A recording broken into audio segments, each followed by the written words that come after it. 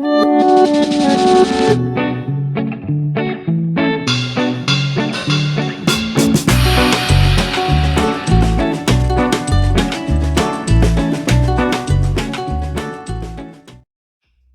Friends, welcome to our YouTube channel wandering cloud. दोस्तों, सबसे पहले thanks to all of you, क्योंकि आप सभी के सपोर्ट की वजह से हमारी चैनल वॉन्डरिंग क्लाउड ने 500 सब्सक्राइबर्स कंप्लीट कर लिए हैं।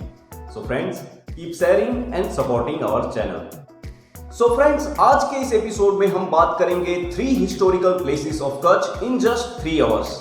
जी हाँ, अगर आप एक टूरिस्ट हैं और आपने भुज में स्टे किया है और या आप भुज में ही रहते हैं, तो इन 3 हिस्टोरिकल प्लेसेस की विजिट आप सिर्फ 3 घंटे में पूरी कर सकते हैं।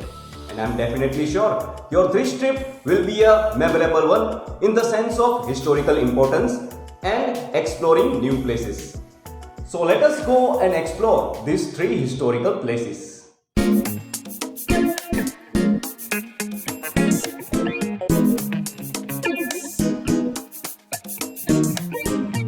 दोस्तों, कच्छ की जिस जगह को आज हम एक्सप्लोर करने जा रहे हैं, उसके नाम के साथ भी एक ऐतिहासिक घटना जुड़ी हुई है।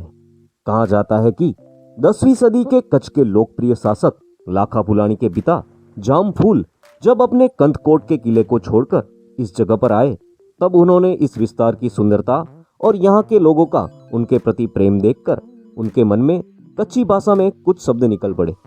जो शब्द थे हिते हुब आए, यानी कि यहाँ प्रेम से भरा हुआ आवकार है। तब के बाद इस जगह और यहाँ के पर्वतीय विस्तारों को हुब आय पर से हवाए जैसा नाम मिला।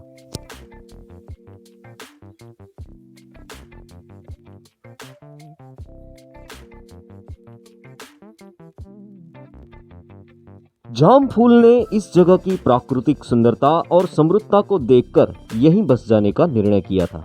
उन्होंने इस हवा पर्वत विस्तार में बोलाड़ीगढ़ नामक किला, जीकड़ी गांव और कोटाई गांव के पास अणगौरगढ़ नाम का एक और किला भी बनवाया था।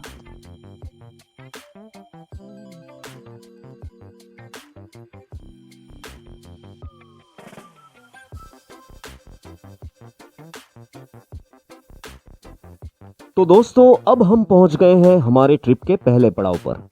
इस पर्वतीय विस्तार के पूर्व छोर पर प्रकृति की गोद में यह प्राचीन वागेश्वरी माता का मंदिर और पास में सुंदर हबाए गांव बसा हुआ है। वागेश्वरी मंदिर पहुंचते ही हमारा स्वागत इन नन्हे प्यारे दोस्तों ने किया।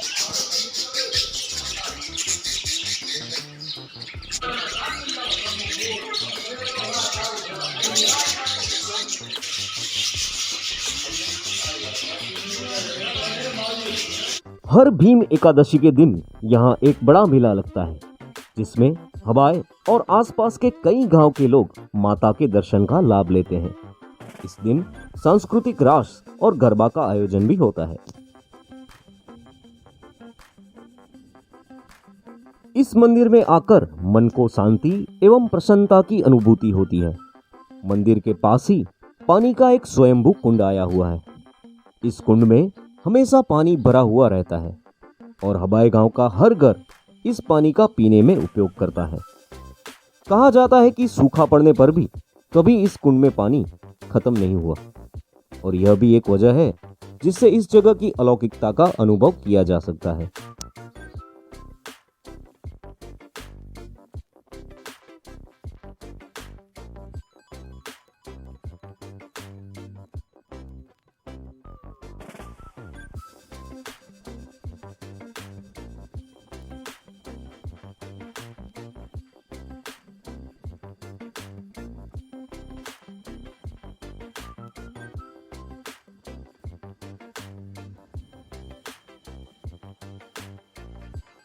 तो दोस्तों, चलिए अब हम चलते हैं हमारी इस ट्रिप के दूसरे पड़ाव पर, जो है हबाए से करीबन 15 किलोमीटर दूर आया हुआ द्रंग गांव। द्रंग गांव जाना जाता है कच्छ के महान संत शिरोमणि श्री मेकरण दादा की समाधि स्थल के रूप में। कच्छ के रण के किनारे पर बसे हुए इस द्रंग गांव को मेकरण दादा ने अपने सेवा कार्यों से पावन कर दिया था। उनके बनाए इस आश्रम में भूखे को रोटी, प्यासे को पानी और दुखी जनों को आश्रय मिलता था। कच्छ में करीबन 400 साल पहले संत मेकरण दादा की सेवापरायणता और ज्ञान की चर्चा चारों ओर फैली हुई थी। कच्छ के तत्कालीन राजवी देसल जी ने मेकरण जी को अपना गुरु माना था।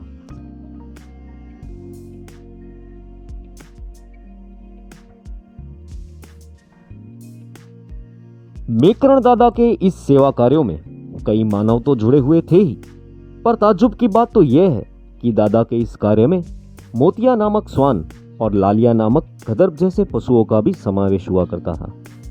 मोतिया स्वान कच्छ के रण में भटके हुए और प्यास से व्याकुल लोगों की खोज करता था और लालिया गदर्भ अपनी पीठ पर लादे हुए जल से उन लोगों की प्यास को तृप्त करता था, जिससे वह लोग आसानी से द्रंग में दादा के आश्रम स्थान तक पहुंच सकते। इन मूक पशुओं की ऐसी अनन्य सेवा का उदाहरण शायद ही इतिहास में किसी और जगह देखने को मिले। कच्छ के सर्वधर्म संभावना के प्रखर आध्यात्मिक तत्ववेता ऐसे संत मेकरण दादा को लक्ष्मण जी के 5वें अवतार के रूप में माना जाता है। उनके सेवा कार्यों, क्रांतिकारी विचार, आदर्श जीवन एवं साहजिक वाणी के कारण उन्हें कच्छ के संत कबीर कहा गया है।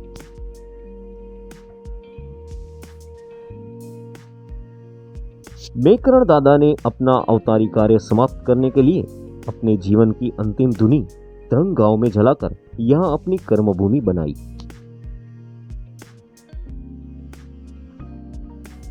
उन्होंने अंत्यजनों के उद्धार, मानव का मानव के प्रति संभाव एवं हमेशा सात्विक जीवन जीने की लोगों को दीक्षा दी थी। मेकरण दादा की इस पावन कर्मभूमि पर उनकी याद में हर बरस महाशिवरात्रि के दिन बड़ा मेला लगता है। इस मेले में कच्छ, गुजरात और राजस्थान से भी कई भक्त दादा की समाधि स्थल के दर्शन के लिए आते हैं।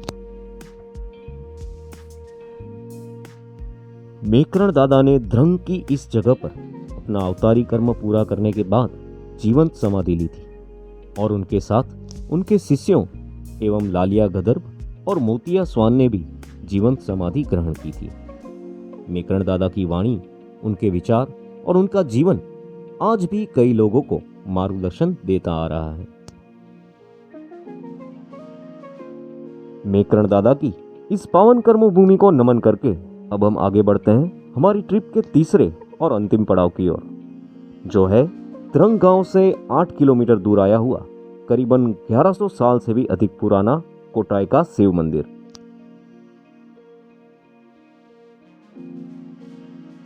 दोस्तों, इस प्राचीन शिव मंदिर के बारे में हमने थोड़े ही टाइम पहले एक पूरा व्लॉग बनाया हुआ है, जिसमें इस जगह के बारे में डिटेल में इंफॉर्मेशन दी हुई है।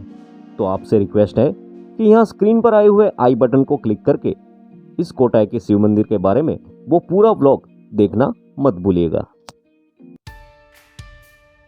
तो दोस्तों, ये था हमारा vlog 3 historical places of Kutch in just 3 hours. अगर ये वीडियो आपको पसंद आया हो तो don't forget to like, share and subscribing the channel. फिर किसी नए सफर में आपसे फिर से मुलाकात होगी। तब तक के लिए जय हिंद, जय जय गरवी गुजरात।